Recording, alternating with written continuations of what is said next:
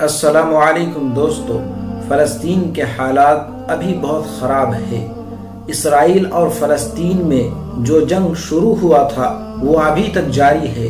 میرے عزیز دوستو، فلسطین ایک ایسا ملک ہے جہاں روزانہ 6 نمازیں ہوتی ہیں، 5 نماز تو روزانہ کے اور 1 نماز جنازہ، یعنی کوئی نہ کوئی فلسطین میں انتقال ہو ہی جاتا ہے اور روزانہ کسی نہ کسی کی نماز جنازہ ہونی ہی ہے۔ فلسطین وہ جگہ ہے جہاں مسجد اقصیٰ ہے، اور مسجد اقصیٰ کی اہمیت اسلام میں کیا ہے آپ کو معلوم ہے؟ مسجد اقصیٰ وہ مبارک جگہ ہے جو مسلمانوں کا پہلا قبلہ تھی۔ مکہ اور مدینہ کے بعد مسجد اقصیٰ اسلام میں تیسرا حرم ہے۔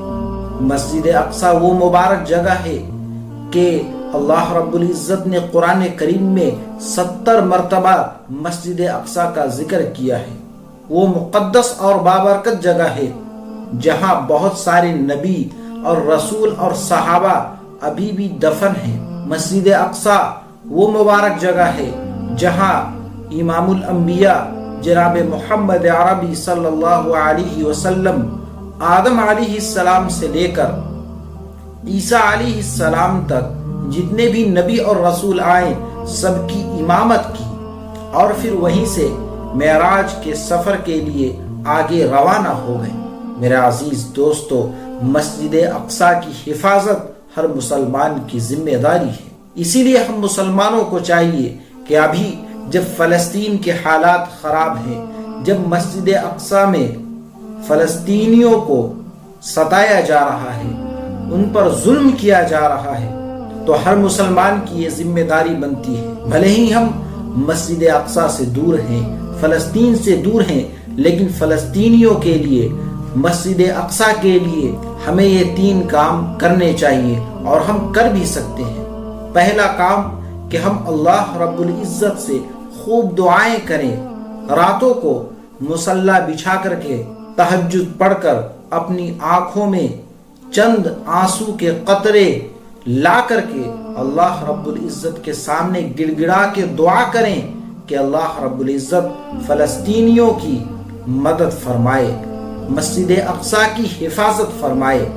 ہم خوب دعائیں کریں، رو رو کر اللہ کی بارگاہ میں مسجد اقصیٰ کے لیے، فلسطین کے لیے خوب دعائیں کریں۔ اور دوسرا کام ہمیں یہ کرنا ہے کہ ہم اسرائیل کے تمام پروڈکٹ کا بائیکاٹ کریں۔ جتنے بھی پروڈکٹ اسرائیل سے آتے ہیں سب کا ہم بائیکاٹ کریں۔ اور تیسرا کام ہمیں یہ کرنا ہے کہ سوشل میڈیا پر آپ دیکھتے ہوں گے کہ جو لوگ اسرائیل کے ساتھ ہیں، جو فلسطین کے خلاف ہیں، وہ اسرائیل کے ساتھ ہو کر کے فلسطین کے خلاف پوسٹ چلاتے ہیں۔ اور آپ کو میں کل کی ویڈیو میں یہ نقشہ دکھا چکا ہوں کہ کس طریقے سے اسرائیل نے فلسطین پہ قبضہ کیا ہے۔ آپ کو اس سے اندازہ ہو چکا ہوگا کہ فلسطین اور اسرائیل میں کون صحیح اور کون غلط ہے۔ فلسطینی اپنے حق کے لیے، اپنے زمین کے لیے، اپنی آزادی کے لیے، مسجد اقصیٰ کی حفاظت کے لیے لڑ رہے ہیں، جہاد کر رہے ہیں، شہید ہو رہے ہیں، اپنی گردنوں کو کٹوا رہے ہیں، اور پورے مسلمانوں کی جگہ فرض کفایہ ادا کر رہے ہیں۔ اس لیے ہم مسلمان فلسطینیوں کی حمایت کرتے ہیں، ان کے ساتھ کھڑے ہوتے ہیں۔